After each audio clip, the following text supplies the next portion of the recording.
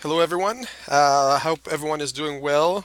I'm responding here to a question I was sent through Connect Math via email. This is from the first homework assignments. Use deductive reasoning to prove or disprove a conjecture. In this case, you're given a conjecture, and remember, a conjecture is some unproven statement or hypothesis. So, in this case, our conjecture is when an even number, and I could highlight this, when an even number is added to the product of two odd numbers, the result will be even. Okay, so we're starting off with a statement that we don't know if it's true or false. In this case, we're told that it's a false statement.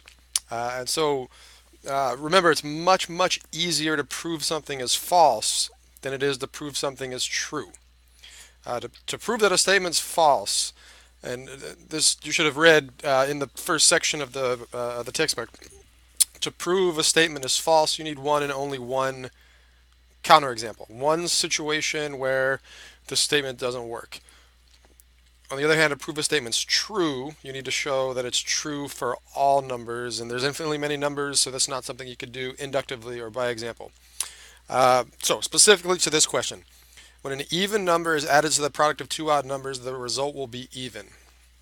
There's two things going on here. The question itself. So we need to plug some numbers in and show that this statement is not true. And then also, don't overlook this smallest distinct positive numbers. Okay, there's a lot going on in those four words. Smallest distinct positive numbers. Okay, so there's a few restrictions that are put on the numbers we plug in. One, they have to be positive. So one or more. 1, 2, 3, 4, 5, so. Distinct means different. So you can't reuse the same number twice. And they have to be positive. Okay, so the smallest distinct positive numbers. It looks like we need one even and two odds. So the three numbers that meet those requirements are 1 and 3.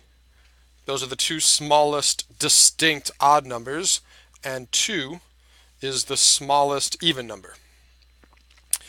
So, counterexample, when an even number is added to the product of two odd numbers. So, we could take these two odd numbers, or product means multiplication. So, we could take these two odd numbers here. The product of two odd numbers is added to an even number. The result will be even. So basically, if we plug these numbers in and we get an odd number here, that is a counterexample. So let's say,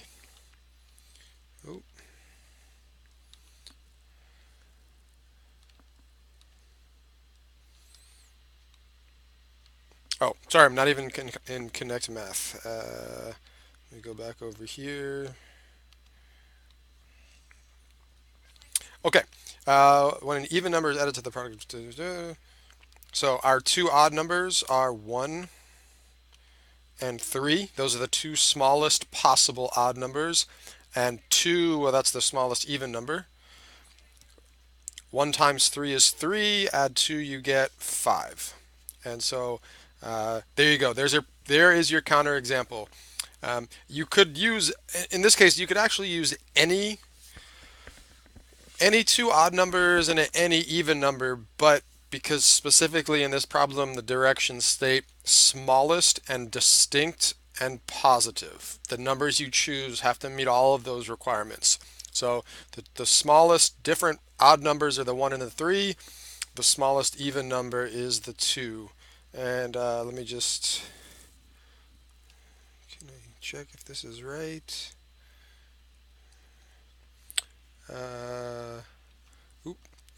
No.